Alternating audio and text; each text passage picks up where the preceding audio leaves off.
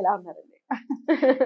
దేవుడి దయ వల్ల, గణేశుడి దయ వల్ల, అమ్మవారి దయ వల్ల చాలా బాగున్నా. చాలా అందంగా ఉన్నారు ఈరోజు మీరు. థ్యాంక్ యూ అండి, థ్యాంక్ యూ. చూసే కళ్ళను బట్టి. హా! మా కళ్ళు అందమైనవి.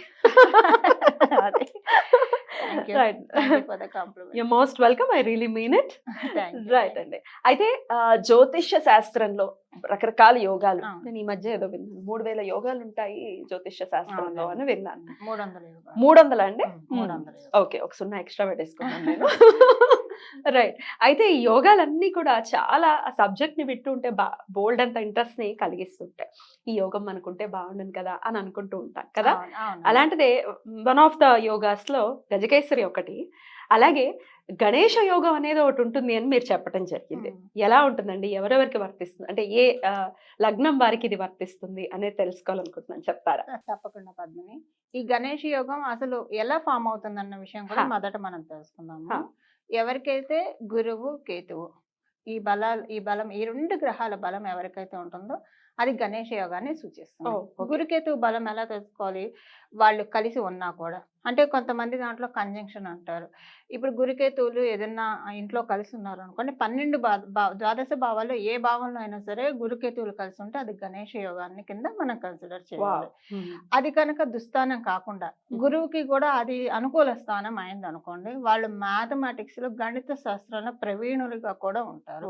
అది గురువు కనుక కర్కాటక రాశిలో ఉండి గణేష యోగం ఏర్పడినా, లేదా ధనుసు రాశి మీన రాశిలో ఉండి ఏర్పడినా, మేష రాశి వృశ్చిక రాశిలో ఉండి గణేష యోగం ఏర్పడినా కూడా అది చాలా బలంగా ఉంటుంది. అయితే అందరికీ గురుకేతువుల కంజంక్షన్ ఉండాలని రూల్ ఉండదు. అంటే ఏమంటారు, దృష్టి కూడా మనకి ఇక్కడ లెక్కకు వస్తుంది అనమాట. ఉదాహరణకి గురువు ఉన్న స్థానం నుంచి కేతువు కనుక 5వ స్థానంలో కానీ, 9వ స్థానంలో కానీ, 7వ స్థానంలో కానీ ఉంటే దాన్ని గణేష యోగం అంటారు.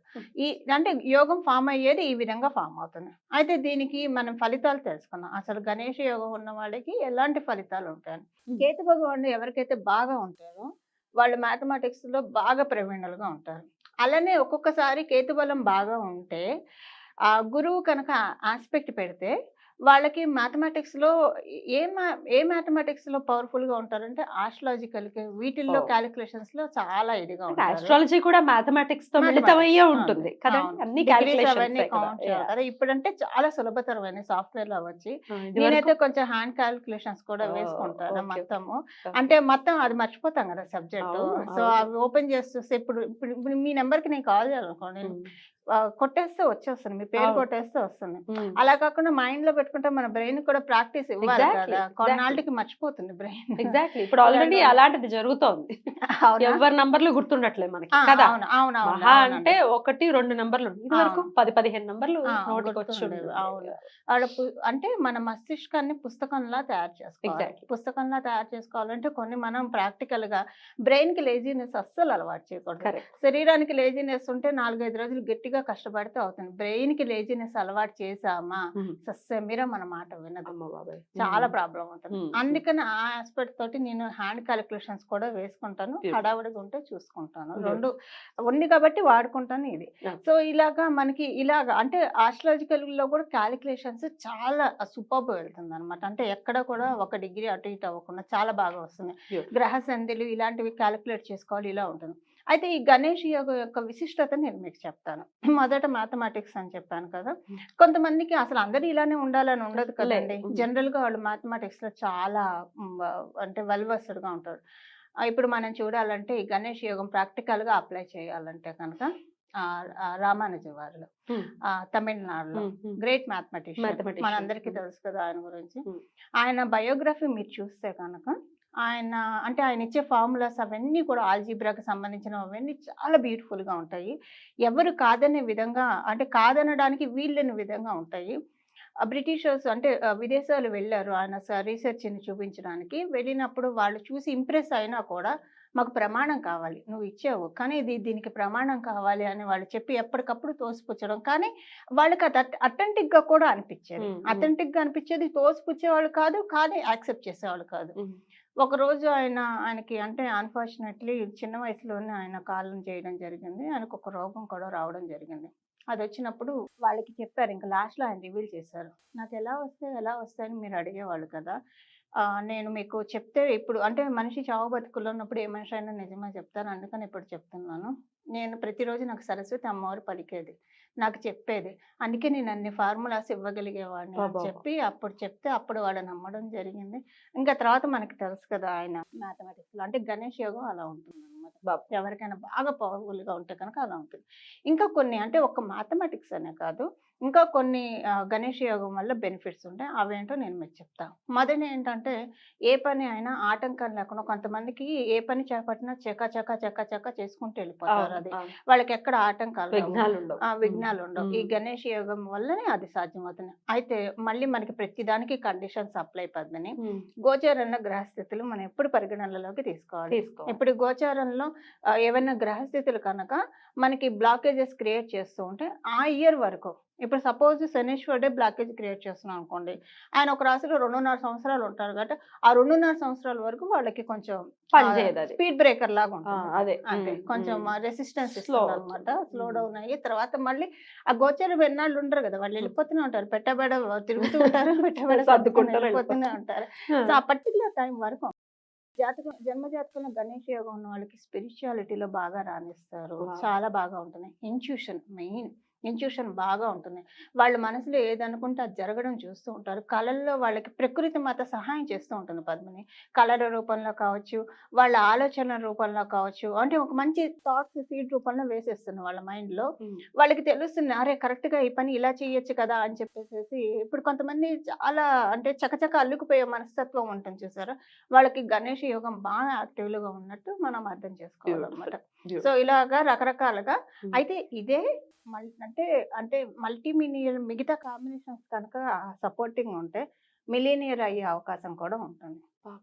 ఎట్లాంటి 11th లార్డ్, కాంబినేషన్ సపోర్ట్ చేస్తుంది? 11th లార్డ్, హ్మ్. 2nd లార్డ్, హ్మ్. 5th లార్డ్ హ్మ్. ఈ ముగ్గురు అంటే ఎలాంటి కర్తరి లేకుండా, హ్మ్.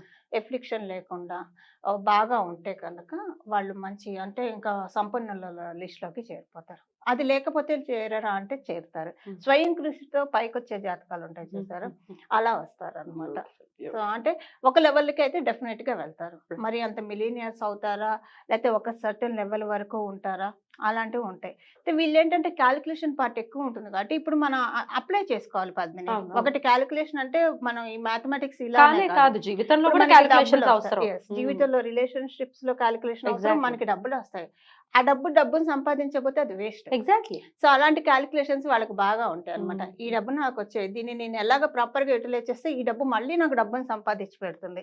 ఇలా స్మార్ట్ వర్క్ చేస్తూ డబ్బులు సంపాదించడానికి కూడా గణేష్ యోగం సహకరిస్తుంది. బ్యూటిఫుల్. యోగం అయితే అద్భుతంగా ఉంది. చాలా మంచి యోగం. అయితే ఇది విన్నాక నాకు ఖచ్చితంగా అడగాలనిపిస్తుంది ఇది.